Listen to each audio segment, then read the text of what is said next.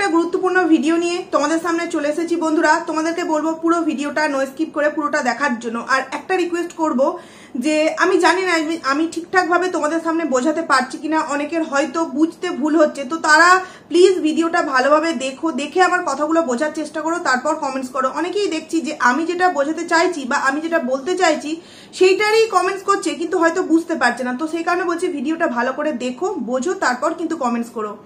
তো এই 2-3 দিন যাবত অনেক কিছু কিন্তু ঘটে গেছে বন্ধুরা, অনেক কিছু ঘটে গেছে।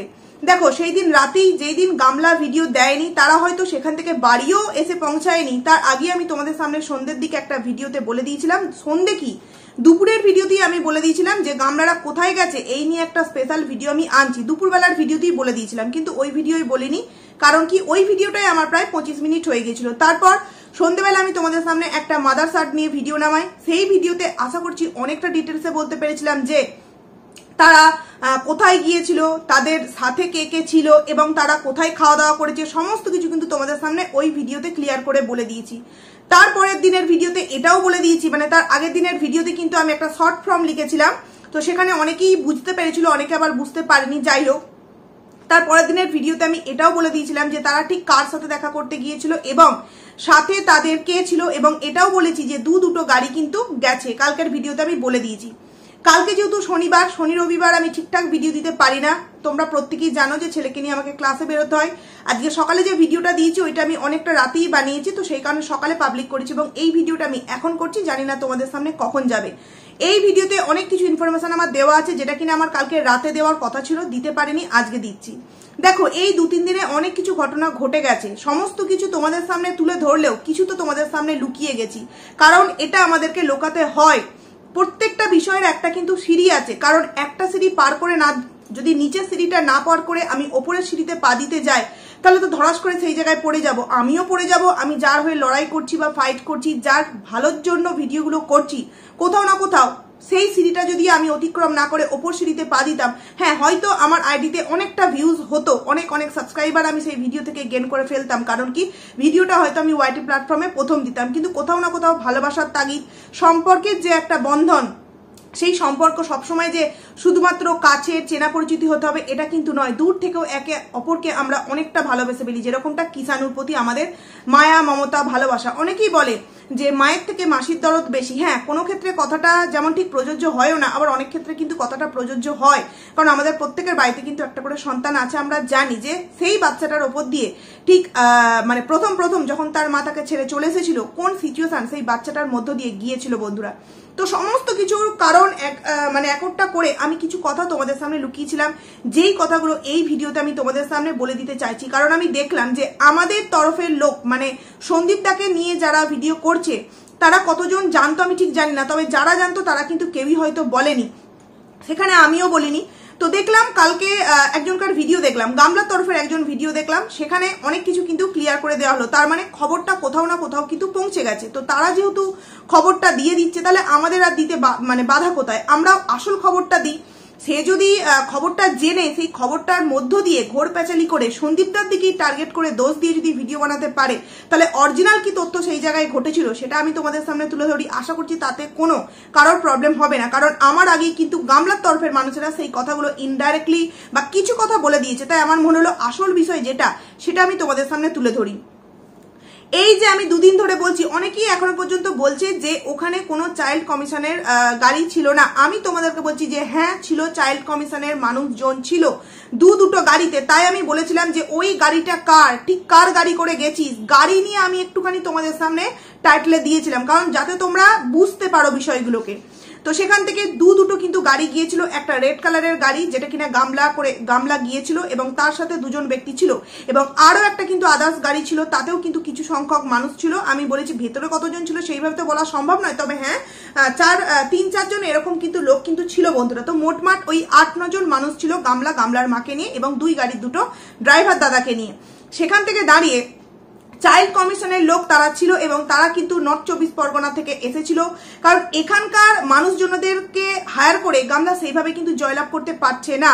সেই কারণে এমন কিছু মানুষ ধরছে বা এমন কিছু মানুষের সাথে তার যোগাযোগ হয়েছে যেখান থেকে সেই মানুষটা যে কতটা ঠক, কতটা জোচ্চোর, তোমরা আশা করছি অনেকেই এই মুহূর্তে বুঝতে পেরে গেছো। নানান রকম এই পাচার ওই পাচার চক্রান্তে তারা জড়িতও আছে। তো সেখান থেকেই কিছু কার্যকলাপ করে কিন্তু তাদেরই কিছু মাস্টার মাইন্ড প্ল্যানিং, তাদেরই কিছু কূটবুদ্ধি কিন্তু সেই জায়গা থেকে এই সমস্ত চাইল্ড কমিশনের লোকজনদের নিয়ে আসতে তারা সাহায্য করেছিল। এবং দূর থেকে মদতকারী একজন আছে, আমি এখানে নাম নিচ্ছি না, তোমরা প্রত্যেকে জানো, স্পেশাল দীপ ভাই। অনেকদিন তাকে নিয়ে বলি না, কারণ কি সে অনেক কিছু ধরাধপ্তা স্ট্রাইক দিয়ে দিচ্ছিল কদিন, তো সেই কারণে স্পেশাল দীপ ভাই আমি বলছি। তো সে কিন্তু মুখে কিছু বলছে না বা এমন ভাবে গোপনীয় ভাবে কাজকর্মগুলো করছে, ভাবছে হয়তো এই অবধি এসে পৌঁছাবে না। আমরা কিন্তু অনেকদিন আগে থেকেই এই বিষয়গুলো জানি, কিন্তু যেহেতু সন্দীপ দা চুপ, এবং যেহেতু আমাদের চুপ থাকাটা একটা মানে কি বল, চুপ থাকাটাকে কখনো কেউ মনে করো না যে আমরা কিছু জানাইনি বা সন্দীপ দা এই মুহূর্তে এই বিষয়টাকে নিয়ে একদম চুপ আছে, মানে কিছু হচ্ছে না, হচ্ছে তো অবশ্যই।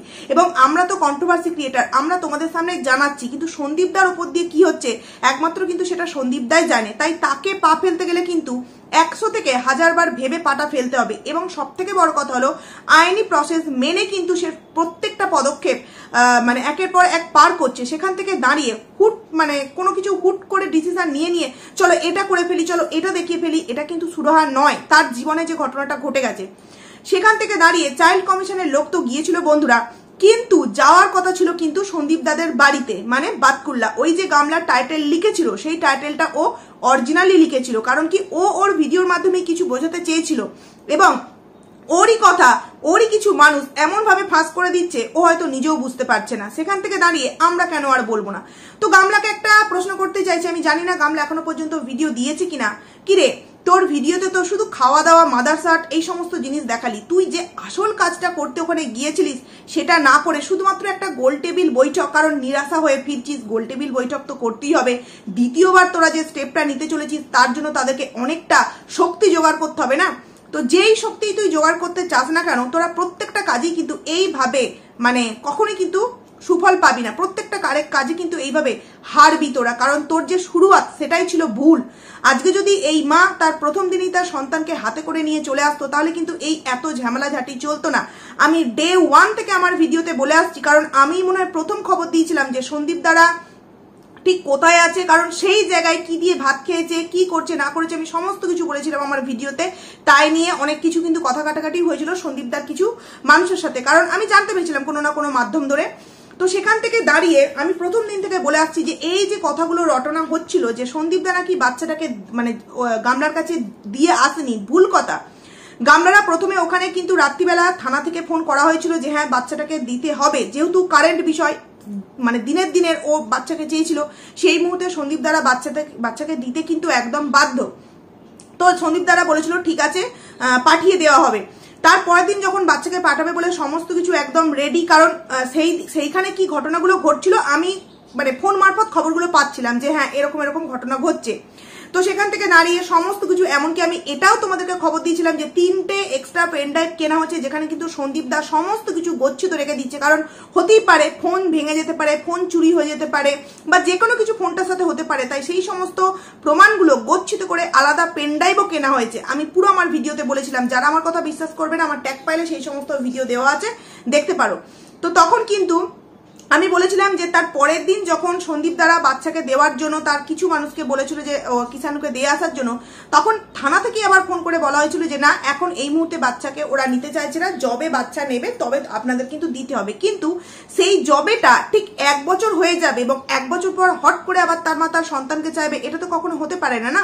কারণ সেই রাতে যদি সন্দীপ দাও সেই বাচ্চাটাকে মানে দুধছাই করে ফেলে দিত, তাহলে আজকে সন্তানটা চাওয়ার জন্য কি আর কোন রকম কোনো প্রশ্ন কেউ করতে পারতো?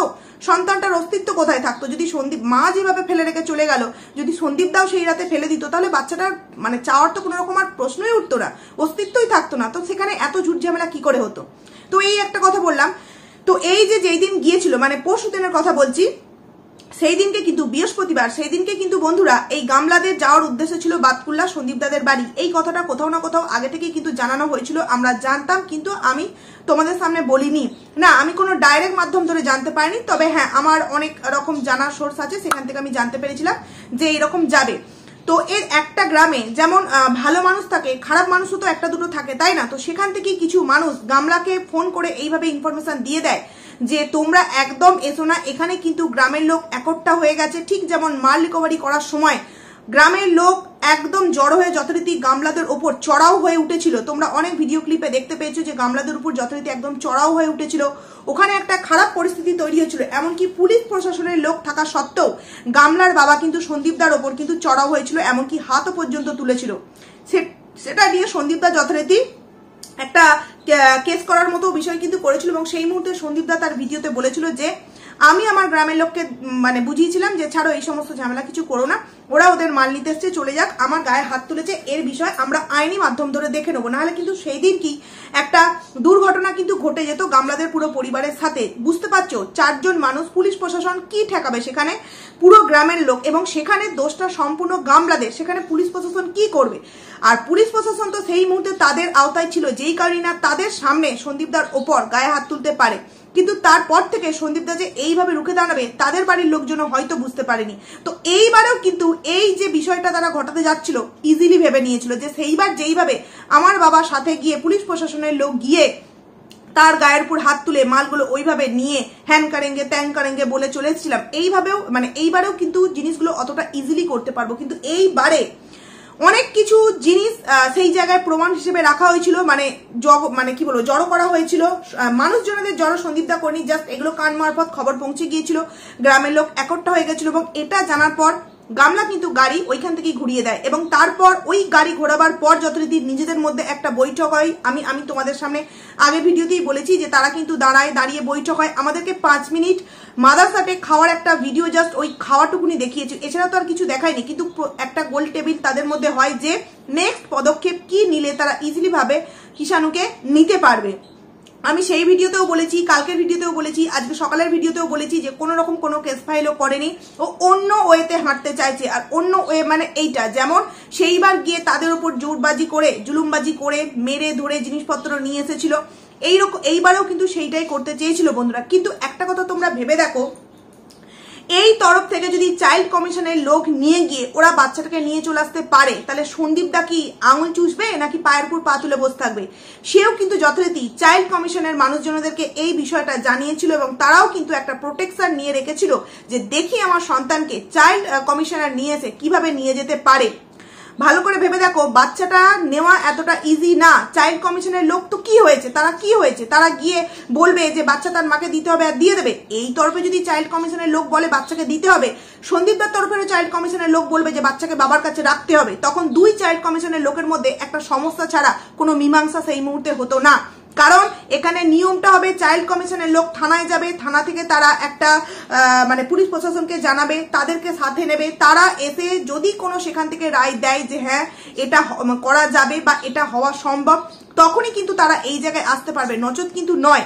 কারণ এই বিষয়টা কোর্ট অবধি পৌঁছে গেছে, সেখান থেকে দাঁড়িয়ে শুধুমাত্র কোনো রকম কোনো কিছু 1 বছর পর কোনো রকম কোনো কাস্টাডি ফাইল ছাড়া, কোনো রকম কোনো পেপার ছাড়া, যেই পেপারে লিখিত আছে যে হ্যাঁ এই বাচ্চা তার মায়ের অধিকারের মধ্যে পড়ে, তাকে তার বাচ্চাকে হ্যান্ড ওভার করতেই হবে এই দিনকেই, ডেট দিয়ে যদি থাকে, তবেই কিন্তু চাইল্ড কমিশন, পুলিশ প্রশাসন যাকেই নিয়ে যাক তারা সেই জায়গায় সাকসেসফুল হতে পারবে। কিন্তু শুধুমাত্র তুমি কোনো একটা জায়গা থেকে চাইল্ড কমিশনের কিছু লোকজন নিয়ে চলে গেলে এবং তাকে তার বাড়ি থেকে তুমি নিয়ে আসতে পারো না। কারণ তুমি যদি এই তরফ থেকে চাইল্ড কমিশনের লোকজন নিয়ে যেতে পারো, ওই তরফের কিন্তু আগে থেকে সমস্ত কিছু জানানো ছিল। হ্যাঁ, তোমরা হয়তো অনেকেই ভাবছো যে সন্দীপদা কেন চুপচাপ করে আছে, মানে চুপচাপ বসে আছে। আমি বারবার ভিডিওতে বলছি যে সে সমস্ত কিছু ভিডিওর মধ্যে বললে ভিউজ হবে, কন্ট্রোভার্সি হবে, আর কিছুই হবে না, আখের লাভটা কিছুই হবে না। সেই জিনিসগুলো বা সেই বিষয়গুলো নিয়ে যেই জায়গায় কাজে দিলে, মানে যেই জায়গায় দিলে কাজে লাগবে, বা যে কোনো কাজ আমার মনে হয় কিন্তু একটু চুপচাপ হয়ে করাই কিন্তু ভালো। মানে বেশি হাকুপাকু চারিদিকে করলে যে হ্যাঁ এই আসছে ওই আসছে, এই করে নেবো ওই করে নেবো, সেখানে কিন্তু নিরাশা হয়। যেরকম কিতনে আদমি সে সর্দার 16 আদমি কিছু করতে পেরেছিল কি? করতে পারেনি। এবারেও কিন্তু সে মানে এমন একটা প্ল্যানিং করেছিল যে হ্যাঁ, এখানে আরো একটা কথা বলে দিতে চাই যে অনেকে ভাবছি যে সেবক দাদা, না, সেবক দাদা সাথে ছিল না, এবং যতটা জানতে পারছি যে এই বিষয়টার মধ্যেই নাকি সেবক দাদা নেই, এই যে চাইল্ড কমিশনের বিষয়টার মধ্যেই নাকি সেবক দাদা নেই। তবে আমি এটাকে বিশ্বাস করতে পারলাম না, আমার কোথাও না কোথাও মনে হয় তারই প্ল্যানিং, কিন্তু সে সেই জায়গায় নেই। কারণ সে যেহেতু ভিতরে খেলাটা খেলছে, ভেতরে খেলাটা খেলতে পছন্দ করে, সেখানে সে হয়তো আছে এই বিষয়টার সাথে, কিন্তু এই যে সামনাসামনি আসা বা জড়িত হওয়া, এইগুলোর মধ্যে তিনি কোথাও না কোথাও নেই। আমি যতদূর জানতে পারলাম সেবক দাদা নাকি এই বিষয়টা জানতো না। তবে না, আমার মনে হচ্ছে জানতো, তিনি এমনভাবে সবাইকে জানিয়েছেন যে আমি কিছু জানি না, ও ওর মতো করে আবার নতুন কোনো একটা ওয়ে ধরে হাঁটতে চাইছে। তো এখানেও আমি একটা প্রশ্ন করতে চাইছি, যদি এটাই হয়ে থাকে, এগুলো কিন্তু গোপন সূত্রের খবর, তো যদি এটাই হয়ে থাকে, কেন সেবক দাদাকে সে আবার এই মুহূর্তে কেন ছেড়ে দিল? কেন সেবক দাদা কিছু করে উঠতে পারলো না? কি কারণই বা সেবক দাদা যেখানে বলেছিল এই ওই হ্যান ত্যান অনেক কিছু করবে, সেখানে সেবক দাদার হাত কেন তাকে আবার ছাড়তে হলো? প্রথমে 16 আদমি, তারপর বসিরহাটের পুলিশ প্রশাসন, আরো উকিল, আরো লয়ার অনেকে, তারপর এই সেবক দাদা, তারপর তারাও কিছু পারলো না, এখন কিনা চাইল্ড কমিশন। কারণ কি, মাটা যে ওয়ে ধরে বাচ্চাটাকে নিয়ে আসতে চাইছে সেটা তো একটা ভুল পথ, এবং তার সাথে সাথে সেই বাচ্চাটাকে যে নেওয়ার তো তাকে প্রমাণ দেখাতে হবে না? সেই প্রমাণগুলো তার কাছে যথোপযুক্ত আছে, কিন্তু সন্দীপদার কাছে কিন্তু এ থেকে জেড অব্দি সমস্ত কিছু প্রমাণ আছে, যেই কারণে গামলা ওখানে গিয়েও কিন্তু সাকসেসফুল হতে পারেনি, সে কিন্তু ওখান থেকে গাড়ি ঘুরাতে বাধ্য হয়েছে। এবং যারা বলছে ওখানে চাইল্ড কমিশনের লোকজন ছিল না, আমি বলছি যে হ্যাঁ ছিল, ওখানে চাইল্ড কমিশনের লোকজন ছিল। তারা মানে 8-9 জন মিলে একটা হই হট্টগোল করে তাদের বাড়িতে মানে একটা অন্যরকম পরিস্থিতি সৃষ্টি করে সেখান থেকে জাস্ট বাচ্চাটাকে নিয়ে আসার একটা প্ল্যানিং তারা করেছিল। কিন্তু কোথাও না কোথাও সেই গ্রাম থেকেই গামলার কান অব্দি খবর পৌঁছে গেছিল যে সবাই বাঁশ লাঠি সোঁটা নিয়ে দাঁড়িয়ে আছে, তোমরা এখানে এসো না, আর যদিও আসো পুলিশ প্রশাসনের সাহায্য নিয়ে আসো। আর ওরা যে পুলিশ প্রশাসনের সাহায্য নেবে ওরা তো জানাইনি, ওরা ওদের 2 জন লয়ার, বসিরহাটের লয়ার নিয়েছিল এবং চাইল্ড কমিশনের লোকজন নিয়ে গিয়েছিল। যদি পুলিশ প্রশাসনের লোকজন থাকতো এই বিষয়টাকে করতেই ওরা মানে দিত না, পুলিশ প্রশাসন এই বিষয়টাকে করতেই দিত না। কারণ কি, এই বিষয়টা আইন অব্দি পৌঁছে গেছে, তাহলে কি করে এখানে চাইল্ড কমিশনের লোক এসে হাম করেঙ্গে তাম করেঙ্গে করতে পারে? বন্ধুরা, অবশ্যই তাদের একটা যথেষ্ট পাওয়ার আছে, যথেষ্ট রাইট থাকে যে কোনো বিষয়ে বলার, কিন্তু সেটা এতটাও লেন্থি একটা প্রসেসে নয় যেখানে 1 বছর সময় পেরিয়ে গেল, মা আর সন্তান পুরোপুরি কিন্তু আলাদা, এবং সেই সন্তান এবং মায়ের আলাদা যে সম্পর্কটা সেটা সেই মাই করে দিয়েছে। সেখানে চাইল্ড কমিশন এসে কিচ্ছু কিন্তু করতে পারবে না। হ্যাঁ, একটু হয়তো রুখে দাঁড়াতে পারবে যে কোনো বিষয়ের জন্য, কিছুই কিন্তু করতে পারবে না। এর সাথে যুক্ত থাকতে হবে আইনকে, প্রশাসনকে, প্রশাসনের লোকজনকে থাকতে হবে, যেটা কিন্তু গামলারা ওই পরশুদিনের যে গেছিল না বাতকুলা, প্রশাসনের কোনো লোকজন ছিল না, কোর্টের লয়ার ছিল 2 জন, যেটা কিনা গামলার, বুঝতেই পারছো কিরকম লয়ার, এবং তার সাথে ছিল চাইল্ড কমিশনের লোকজন। আশা করছি তোমাদের সামনে ক্লিয়ার করতে পারলাম। তো এইবার চলে আসছে যেই কথাটা আমি তোমাদের সামনে বলতে চাইছি, এই যে সেবক দাদা কিন্তু এখন নতুন করে একটা প্ল্যানিং করেছে। কারণ সে যেভাবে তার লাইভ বলো বা তার ভিডিওর মধ্যে যেই সমস্ত কথাবার্তা বলছে, সেই নিয়েও কিন্তু অনেকটা ঘটনা একটা তৈরি হচ্ছে। নেক্সট ভিডিওতে একটা দারুণ খবর তোমাদের সামনে নেক্সট ভিডিওতে দেবো, সেই লাইভ আমি ডাউনলোড করেও যথারীতি রেখে দিয়েছি, আমি পরের ভিডিওটাই দেবো। তার আগে যে কথাটা আমি তোমাদের সামনে বলতে চাই, এই সেবক দাদা কিন্তু তার লাইভে বলেছিল অনেক এমন কথা যেগুলো কিন্তু পরবর্তী সময়ে মিথ্যে রূপে প্রমাণিত হয়, আমরা দেখেছি। আমরা কিন্তু সেই বিষয়গুলো নিয়ে বলিনি, কিন্তু তিনি তার লাইভে এমন কিছু কথা বলেছিল যেগুলো কিন্তু, দেখো, আমরা কন্ট্রোভার্সি ক্রিয়েটার, আমরা এগুলো বিশ্বাস করছি না, কিন্তু যারা ভিউয়ার্স তারা তো তার লাইভ দেখে, তারা তার লাইভ দেখে সেগুলো কিন্তু বিশ্বাস করে নিয়েছিল। কোথাও না কোথাও তারা চিন্তিত হয়ে গেছিল, এবং এই চিন্তাটা যাতে করে, এবং কোথাও না কোথাও সন্দীপ দাদের পুরো পরিবারকে তথা সন্দীপ দার পাশে যারা আছে তাদেরকে দুর্বল করার জন্য কিন্তু এই সমস্ত সেবক দাদারা, মানে যাকে বলে বকদাদারা, তাদের লাইভে এমন কিছু কথা ছড়ায় যাতে মানুষরা ভয় পায়, কিন্তু সেই কথাগুলো কিন্তু অরিজিনাল একদম সত্য নয়। আবার কিছু কিছু কথা আছে কিন্তু মুখ ফসকে বেরিয়ে যায় বন্ধুরা। তো সেখানে এই কথাটাই বলবো, যারা বকদাদার লাইভ দেখে অনেক কথা আমাদের ইনস্টাগ্রাম তথা এফবিতে এসে কমেন্ট করছো এটা ওটা সেটা, তারা ভয় পেও না, এমন কিছু করতে পারবে না। কারণ যদি সত্যিই পারতো এতদিনে কিন্তু অনেক কিছু করে ফেলতে পারতো বন্ধুরা। এইবার চলে আসছি গামলার কালকে রাতের গামলার বাবার আইডি থেকে মনে হয় একটা লাইভ না একটা শর্ট ভিডিও দেখলাম, যেখানে কিনা গামলার বাবা ফোন কিনেছে। হ্যাঁ, ফোন কিনেছে। তো এটা তো হওয়ারই ছিল, তাই না বন্ধুরা? যেই বাড়িতে পয়সা থাকে না বলে বাচ্চার জন্য রূপোর আংটি, সেই বাড়িতে সেই মায়ের দুটো সোনার আংটি, তারপর নতুন ফ্ল্যাট কেনা, নতুন ফ্রিজ কেনা, নতুন একটা সংসার সাজানো, নানান রকম জিনিসপত্র কেনা, নতুন ড্রেস কেনা, বাবার ফোন কিনে দেওয়া। অথচ ছেলের জন্য যখন রূপোর আংটি বানিয়েছিল, আমরা যখন কমেন্টস করেছিলাম বা ভিডিওর মধ্যে বলেছিলাম, যে আমরা তো আর কমেন্টস করি না, অনেক ভিউয়ার্সরা কমেন্টস করে, আমরা ভিডিওর মধ্যে বলেছিলাম যে ছেলের জন্য রূপোর আংটি আর মায়ের জন্য সোনার আংটি। তখন কিন্তু অনেকেই বলেছিল যে, তখন তো সোনার আংটিটা কিনিনি, তখন বলেছিলাম যে কেন একটা সোনার আংটি দেওয়া যেত না। তখন কি বলেছিল যে সোনার আংটি রূপোর আংটি দিয়ে কি ভালোবাসা মানে যাচাই করা যায়? আমার এটুকুনি সামর্থ্য, আমি এইটুখানেই দেব। আমার যখন আবার সামর্থ্য হবে তার জন্য সোনার কিছু তৈরি করে দেওয়ার, আমি কিন্তু ঠিক তখন আমার ছেলের জন্য সোনার কিছু তৈরি করিয়ে দেবো। আমি কিন্তু আমার ভিডিওতে বলেছিলাম না, সোনার উপর দিয়ে কখনো কিন্তু ভালোবাসা বিচার করা যায় না, কিন্তু সেই মায়ের সামর্থ্য যদি থাকে তাহলে সে কেন দেবে না? তার মানে সেই রূপোর আংটিটা ঠিক কি কারণে বানানো হয়েছিল বা কার জন্য বানানো হয়েছিল বা নিজের ভিডিওতে কন্টেন্ট বানাবার জন্য যে বানানো হয়েছিল, আশা করছি তোমরা এখন এসে ক্লিয়ারলি জানতে পারছো। এই যে এত টাকা পয়সা খরচ দিনের পর দিন করে গেল, সেই মেয়েটার হাতে যদি টাকা না থাকে তাহলে সে কোথা থেকে করলো? এবং শর্ট ভিডিওটার মধ্যে দেখলাম গামলা যথারীতি পাশে বসেছিল, তার মানে গামলাই হয়তো ফোনটা কিনে দিয়েছে। তো গামলা যে বলছিল যে ও পেমেন্ট পায়নি, পেমেন্ট পেলে দেবে, তো এখন তো পেমেন্ট পাওয়ার সময় নয়, তাই না? তো সেখানে নাকি পেমেন্ট পেয়ে গেছে, যাই হোক জানি না। বাবার জন্য কিন্তু ফোন কেনা হয়ে গেল, কিন্তু তার যে আসল, যার জন্য নাকি ফ্ল্যাট কিনে নিল, তার জন্য একটা সোনার আংটি কিন্তু সে কিনতে পারেনি। তার মানে বুঝতে পারছো এই মেয়ের কাছে এই ছোট্ট কিষাণু কন্টেন্ট ছাড়া আর কি কিছু হতে পারে?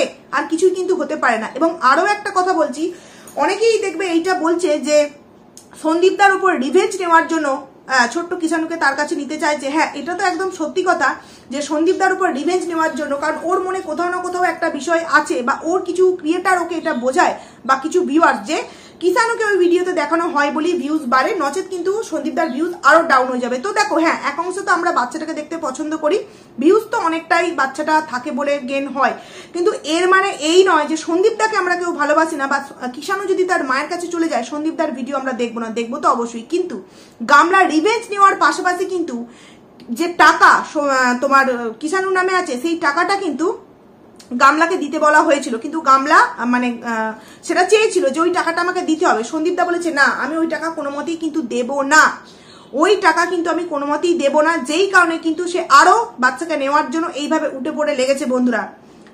যেহেতু কিষাণু নামে আছে, সেখানে কিষাণু যদি তার কাছে যায় টাকাটা তো তারই হয়ে যাবে, এবং ও তো আর বুঝবে না কি হচ্ছে না হচ্ছে, ও এখন অনেকটা ছোট, টাকাটা তার কাছে ইজিলি চলে আসবে। তো এই কারণেই, অনেক কিছু কারণ আছে, এছাড়া ভেতরে অনেক কারণ আছে বন্ধুরা, যেগুলো এই মুহূর্তে হয়তো তোমাদের সামনে বলতে পারছি না। সন্দীপদা এখন যেহেতু চুপচাপ আছে, কারণ কি সন্দীপদার মাথার উপর দিয়ে অনেক কিছু ঝড় বয়ে যাচ্ছে বন্ধুরা, সে জানাতে চেয়েও জানাতে পারছে না, কারণ আমার মতে বলে যে জানানোটা উচিত নয়, কারণ সে যে পথ ধরে হাঁটছে সেই পথটা সঠিক, এবং চুপ আছে বলেই বাতকুল্লা যাওয়ার আগেই সে ভয়ে ওখান থেকে চাইল্ড কমিশনের লোক সমেত কিন্তু ফেরত আসতে বাধ্য হয়েছে।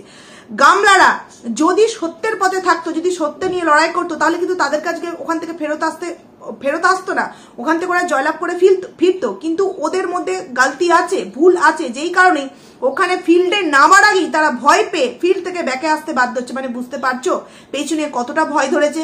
আর এত কিছু হওয়ার পরেও কেন কেন কাস্টাডি ফাইল গামলা করছে না? কারণ ও খুব ভালো করেই জানে কাস্টাডি ফাইল করলে কেসটা আরো বেশি দিন এগিয়ে যাবে, কিন্তু ও কখনোই কিন্তু কিষাণুকে পাবে না।